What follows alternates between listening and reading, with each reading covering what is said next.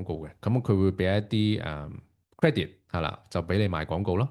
第三，我哋要嚴格跟從佢嘅規則，每一日咧都要 check 住你個賬戶嘅健康水平嘅，係啦。咁我就所有嘅買貨單啦、出貨單啦，或者係同嗰啲供應商嘅溝通啦，全部都要記錄低晒嘅。